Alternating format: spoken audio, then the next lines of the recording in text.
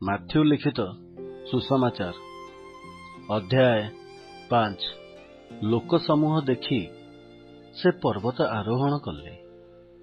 ପୁଣି ଉପବେଶନ କଲା ଉତ୍ତାରେ ତାହାଙ୍କ ଶିଷ୍ୟମାନେ ତାହାଙ୍କ ଛାମୁକୁ ଆସିଲେ।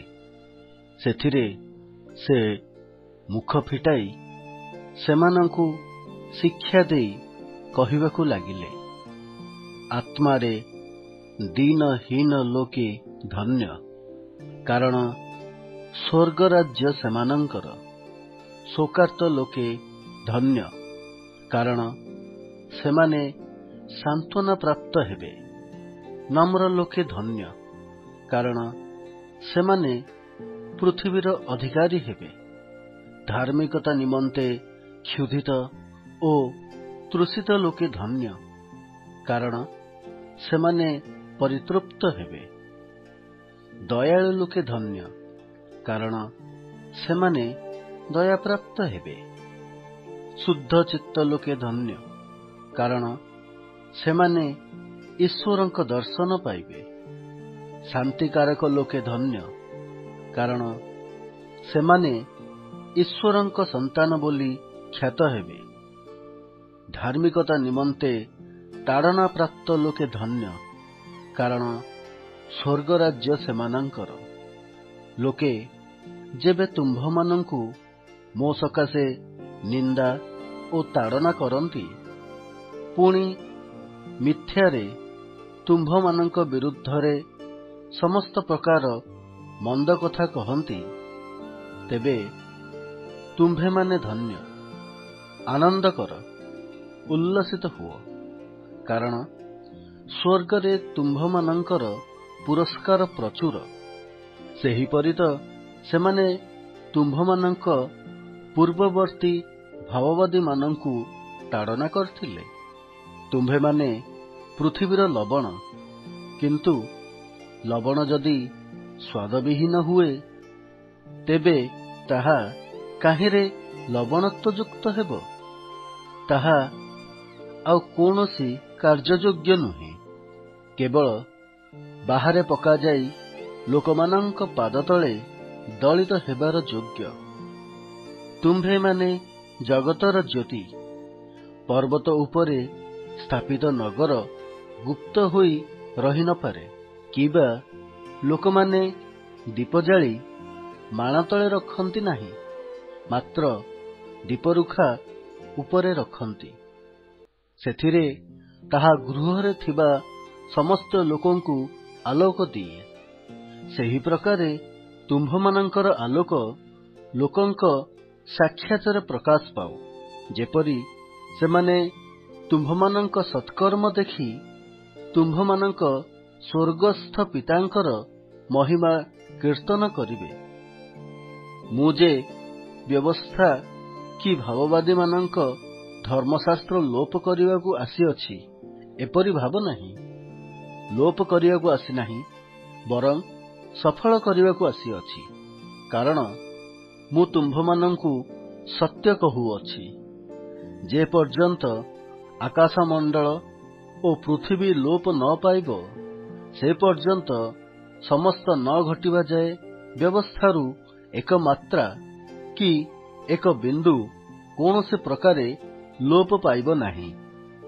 ଅତଏବ ଯେ କେହି ଏହି ସମସ୍ତ କ୍ଷୁଦ୍ରତମ ଆଜ୍ଞା ମଧ୍ୟରୁ କୌଣସି ଗୋଟିଏ ଆଜ୍ଞା ଅମାନ୍ୟ କରେ ଓ ଲୋକମାନଙ୍କୁ ସେହି ପ୍ରକାରେ ଶିକ୍ଷା ଦିଏ, ସେ ସ୍ୱର୍ଗ ରାଜ୍ୟରେ କ୍ଷୁଦ୍ରତମ ବୋଲି ଖ୍ୟାତ ହେବ। କିନ୍ତୁ ଯେ କେହି ସେହି ସମସ୍ତ ପାଳନ କରେ ଓ ଶିକ୍ଷା ଦିଏ, ସେ ସ୍ୱର୍ଗ ରାଜ୍ୟରେ ମହାନ ବୋଲି ଖ୍ୟାତ ହେବ। କାରଣ ମୁଁ ତୁମ୍ଭମାନଙ୍କୁ କହୁଅଛି, ତୁମ୍ଭମାନଙ୍କ ଧାର୍ମିକତା ଶାସ୍ତ୍ରୀ ଓ ଫାରୁସୀମାନଙ୍କ ଧାର୍ମିକତା ଅପେକ୍ଷା ଅଧିକା ବେଶୀ ନ ହେଲେ, ତୁମ୍ଭେମାନେ କୌଣସି ପ୍ରକାରେ ସ୍ୱର୍ଗ ରାଜ୍ୟରେ ପ୍ରବେଶ କରିବ ନାହିଁ। ତୁମ୍ଭେମାନେ ଶୁଣିଅଛ ଯେ ପୁରାକାଳର ଲୋକମାନଙ୍କୁ କୁହାଯାଇଥିଲା, ନରହତ୍ୟା କର ନାହିଁ। ଆଉ ଯେ କେହି ନରହତ୍ୟା କରେ, ସେ ବିଚାର ସ୍ଥାନରେ ଦଣ୍ଡନୀୟ ହେବ।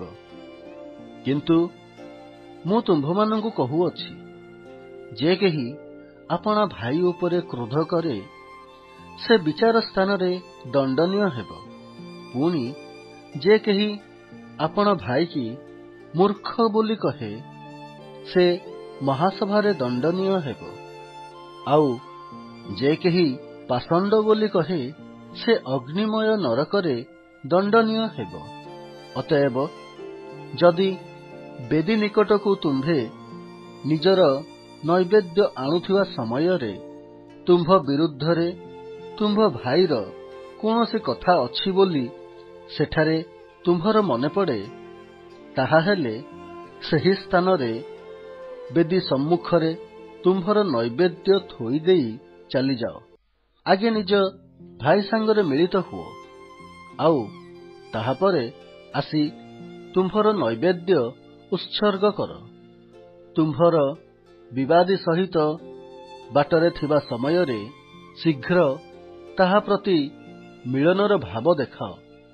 କାଳେ ବିବାଦୀ ତୁମ୍ଭକୁ ବିଚାରକର୍ତ୍ତାଙ୍କ ହସ୍ତରେ ସମର୍ପଣ କରିବ, ପୁଣି ବିଚାରକର୍ତ୍ତା ତୁମ୍ଭକୁ ପଦାତିକ ହସ୍ତରେ ସମର୍ପଣ କରିବେ, ଆଉ ତୁମ୍ଭେ କାରାଗାରରେ ନିକ୍ଷିପ୍ତ ହେବ। ମୁଁ ତୁମ୍ଭକୁ ସତ୍ୟ କହୁଅଛି, ତୁମ୍ଭେ ଶେଷ ପାହୁଲାଟି ନ ଶୁଝିବା ପର୍ଯ୍ୟନ୍ତ ସେ ସ୍ଥାନରୁ କୌଣସି ପ୍ରକାରେ ବାହାରି ଆସିପାରିବ ନାହିଁ। ତୁମ୍ଭେମାନେ ଶୁଣିଅଛ, ଉକ୍ତ ଅଛି, ବ୍ୟଭିଚାର କର ନାହିଁ। କିନ୍ତୁ ମୁଁ ତୁମ୍ଭମାନଙ୍କୁ କହୁଅଛି, ଯେ କେହି କୌଣସି ସ୍ତ୍ରୀ ପ୍ରତି କାମ ଭାବରେ ଦୃଷ୍ଟିପାତ କରେ, ସେ ତାହା ସଙ୍ଗରେ ମନେ ମନେ ବ୍ୟଭିଚାର କଲାଣି। ଆଉ ତୁମ୍ଭ ଦକ୍ଷିଣ ଚକ୍ଷୁ ଯେବେ ତୁମ୍ଭର ବିଘ୍ନର କାରଣ ହୁଏ, ତେବେ ତାହା ଉପାଡ଼ି ଫୋପାଡ଼ି ଦିଅ। କାରଣ ତୁମ୍ଭର ସମସ୍ତ ଶରୀର ନରକରେ ନିକ୍ଷିପ୍ତ ହେବା ଅପେକ୍ଷା ଗୋଟିଏ ଅଙ୍ଗ ନଷ୍ଟ ହେବା ତୁମ୍ଭ ପକ୍ଷରେ ଲାଭଜନକ। ପୁଣି ତୁମ୍ଭର ଦକ୍ଷିଣ ହସ୍ତ ଯେବେ ତୁମ୍ଭର ବିଘ୍ନର କାରଣ ହୁଏ, ତେବେ ତାହା କାଟି ଫୋପାଡ଼ି ଦିଅ। କାରଣ ତୁମ୍ଭର ସମସ୍ତ ଶରୀର ନରକରେ ପଡ଼ିବା ଅପେକ୍ଷା ଗୋଟିଏ ଅଙ୍ଗ ନଷ୍ଟ ହେବା ତୁମ୍ଭ ପକ୍ଷରେ ଲାଭଜନକ। ଆହୁରି ଉକ୍ତ ଅଛି, ଯେ କେହି ଆପଣା ସ୍ତ୍ରୀକି ପରିତ୍ୟାଗ କରେ, ସେ ତାହାକୁ ତ୍ୟାଗପତ୍ର ଦେଉ। କିନ୍ତୁ ମୁଁ ତୁମ୍ଭମାନଙ୍କୁ କହୁଅଛି, ଯେ କେହି ଆପଣା ସ୍ତ୍ରୀକି ବ୍ୟଭିଚାର ଦୋଷ ବିନା ଅନ୍ୟ କାରଣରୁ ପରିତ୍ୟାଗ କରେ, ସେ ତାହାକୁ ବ୍ୟଭିଚାରିଣୀ କରାଏ। ଆଉ ଯେ କେହି ପରିତ୍ୟକ୍ତା ସ୍ତ୍ରୀକି ବିବାହ କରେ, ସେ ବ୍ୟଭିଚାର କରେ। ପୁନଶ୍ଚ ତୁମ୍ଭେମାନେ ଶୁଣିଅଛ ଯେ ପୁରା କାଳର ଲୋକମାନଙ୍କୁ କୁହାଯାଇଥିଲା, ତୁମ୍ଭେ ମିଥ୍ୟା ଶପଥ କର ନାହିଁ, ମାତ୍ର ଆପଣା ଶପଥ ସବୁ ପ୍ରଭୁଙ୍କ ଉଦ୍ଦେଶ୍ୟରେ ପାଳନ କରିବ। କିନ୍ତୁ ମୁଁ ତୁମ୍ଭମାନଙ୍କୁ କହୁଅଛି, ଆଦୌ ଶପଥ କର ନାହିଁ। ସ୍ୱର୍ଗର ଶପଥ କର ନାହିଁ, କାରଣ ତାହା ଈଶ୍ୱରଙ୍କ ସିଂହାସନ, କିମ୍ବା ପୃଥିବୀର ଶପଥ କର ନାହିଁ, କାରଣ ତାହା ତାହାଙ୍କର ପାଦପୀଠ। ଜେରୁସାଲେମର ଶପଥ କର ନାହିଁ, କାରଣ ତାହା ମହାରାଜଙ୍କ ନଗରୀ। ଅବା ଆପଣା ମସ୍ତକର ଶପଥ କର ନାହିଁ, କାରଣ ତାହାର ଗୋଟିଏ କେଶ ଧଳା ବା କଳା କରିବାକୁ ତୁମ୍ଭର ଶକ୍ତି ନାହିଁ। କିନ୍ତୁ ତୁମ୍ଭମାନଙ୍କ ହଁ କଥା ହଁ ହେଉ, ନା କଥା ନା ହେଉ, ଏଥିରୁ ଯାହା ଅଧିକ ତାହା ମନ୍ଦରୁ ଜନ୍ମେ। ତୁମ୍ଭେମାନେ ଶୁଣିଅଛ, ଉକ୍ତ ଅଛି, ଚକ୍ଷୁର ପରିବର୍ତ୍ତେ ଚକ୍ଷୁ ଓ ଦନ୍ତର ପରିବର୍ତ୍ତେ ଦନ୍ତ। କିନ୍ତୁ ମୁଁ ତୁମ୍ଭମାନଙ୍କୁ କହୁଅଛି, ଦୁଷ୍ଟର ପ୍ରତିରୋଧ କର ନାହିଁ। ମାତ୍ର ଯେ କେହି ତୁମ୍ଭର ଡାହାଣ ଗାଲରେ ଚାପୁଡ଼ା ମାରେ, ତାହାକୁ ଅନ୍ୟ ଗାଲ ମଧ୍ୟ ଦେଖାଇଦିଅ। ଆଉ କେହି ଯଦି ତୁମ୍ଭ ସହିତ ବିଚାର ସ୍ଥାନରେ ବିବାଦ କରି ତୁମ୍ଭର ଅଙ୍ଗରଖା ନେବାକୁ ଇଚ୍ଛା କରେ, ତାହାକୁ ଚାଦର ମଧ୍ୟ ଦେଇଦିଅ। ପୁଣି ଯେ କେହି ତୁମ୍ଭକୁ କୋଶେ ଯିବା ପାଇଁ ବାଧ୍ୟ କରେ, ତାହା ସାଙ୍ଗରେ 2 କୋଶ ଯାଅ। ଯେ ତୁମ୍ଭକୁ ମାଗେ ତାହାକୁ ଦିଅ।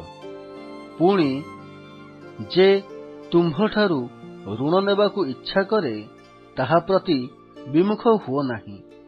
ତୁମ୍ଭେମାନେ ଶୁଣିଅଛ, ଉକ୍ତ ଅଛି, ତୁମ୍ଭର ପ୍ରତିବାସୀକି ପ୍ରେମ କର ଓ ତୁମ୍ଭର ଶତ୍ରୁକୁ ଘୃଣା କର। କିନ୍ତୁ ମୁଁ ତୁମ୍ଭମାନଙ୍କୁ କହୁଅଛି, ତୁମ୍ଭମାନଙ୍କ ଶତ୍ରୁମାନଙ୍କୁ ପ୍ରେମ କର। ପୁଣି ଯେଉଁମାନେ ତୁମ୍ଭମାନଙ୍କୁ ତାଡ଼ନା କରନ୍ତି, ସେମାନଙ୍କ ନିମନ୍ତେ ପ୍ରାର୍ଥନା କର, ଯେପରି ତୁମ୍ଭେମାନେ ତୁମ୍ଭମାନଙ୍କ ସ୍ୱର୍ଗସ୍ଥ ପିତାଙ୍କର ସନ୍ତାନ ହେବ। ସେ ତ ଦୁଷ୍ଟ ଓ ସନ୍ଥ ଉଭୟଙ୍କ ଉପରେ ଆପଣା ସୂର୍ଯ୍ୟ ଉଦୟ କରାନ୍ତି, ପୁଣି ଧାର୍ମିକ ଓ ଅଧାର୍ମିକମାନଙ୍କ ଉପରେ ବୃଷ୍ଟି ବର୍ଷାନ୍ତି। ଆଉ ଯେଉଁମାନେ ତୁମ୍ଭମାନଙ୍କୁ ପ୍ରେମ କରନ୍ତି, ସେମାନଙ୍କୁ ପ୍ରେମ କଲେ ତୁମ୍ଭମାନଙ୍କର କି ପୁରସ୍କାର? କରଗ୍ରାହୀମାନେ ସୁଦ୍ଧା କଣ ତାହା କରନ୍ତି ନାହିଁ? ଆଉ ତୁମ୍ଭେମାନେ ଯଦି କେବଳ ନିଜ ନିଜ ଭାଇମାନଙ୍କୁ ନମସ୍କାର କର, ତେବେ ଅଧିକ କଣ କର? ବିଜାତୀୟମାନେ ସୁଦ୍ଧା କଣ ତାହା କରନ୍ତି ନାହିଁ? ଅତଏବ ତୁମ୍ଭମାନଙ୍କ ସ୍ୱର୍ଗସ୍ଥ ପିତା ଯେପରି ସିଦ୍ଧ, ତୁମ୍ଭେମାନେ ମଧ୍ୟ ସେହିପରି ସିଦ୍ଧ ହୁଅ।